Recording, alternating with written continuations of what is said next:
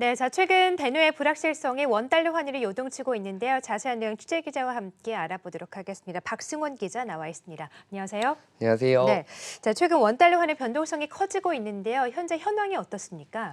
네, 원달러 네. 환율은 최근 3개월간 대내외 변수의 롤러코스터를 타고 있는 모습입니다. 지난 10월엔 원달러 환율이 하락 기조였다면 이제 11월부터는 등락을 거듭하며 널뛰기 장세를 나타내고 있는데요.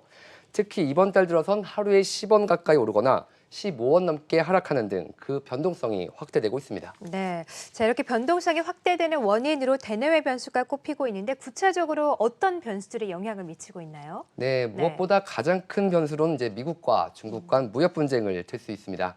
최근에 좀 상황이 달라졌는데요. 하지만 이제 지난 11월까지는 미국과 중국 간 무역 분쟁의 불확실성이 원달러 환율의 변동성 확대를 이끌었습니다. 여기에 미사일 도발 등 북한의 지정학적 리스크, 국내 주식시장에서 외국인 투자자의 주식 매도 역시 원달러 환율에 부정적인 영향을 미쳤습니다.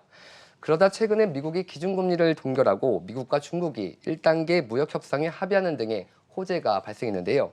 결국 이런 복합적인 변수들이 작용하면서 원달러 환율이 소위 냉온탕을 오고 가고 있는 겁니다. 네, 자 이렇게 원달러 환율이 변동성이 심하다 보니까 기업들 입장에서는 상당히 부담이 될 것 같습니다.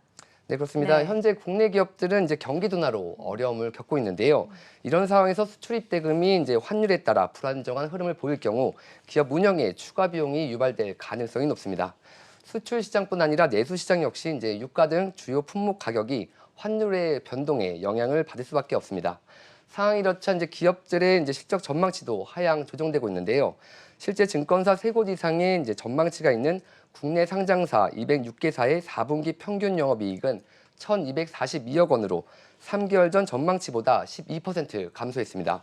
6개월 전과 비교하면 21% 떨어진 것으로 시간이 지날수록 하향 조정되고 있는 겁니다. 이 가운데서도 환율의 변동성의 영향으로 이제 국내 코스피 시장에서 이제 상장된 반도체와 중공업 기업들의 실적 전망이 줄줄이 하향 행렬에 들어갈 것이라는 진단입니다. 코스닥 상장사의 경우에는 이제 코스피 상장사보다 상황이 더 안 좋을 것으로 보이는데요. 좀 코스닥 상장사들이 이제 환율 변동성에 일반적으로 이제 취약한 만큼 이미 짜놓은 내년도 경영 계획에 차질이 생길까 우려하고 있다는 게 업계의 진원입니다. 네, 자 기업들의 부담이 만만치 않아 보이는데 앞으로 전망들은 어떻게 나옵니까? 네, 네, 원달러 환율이 이제 안정세에 접어들 것이라는 게 지배적인 시각입니다. 네, 앞서 언급했듯이 이제 대외 변수 중 이제 미국과 중국 간 무역 분쟁이 1단계 합의로 접어든 만큼 원달러 환율의 변동성은 축소되고 중장기적으로는 하향 안정세로 접어들 것이라는 설명입니다.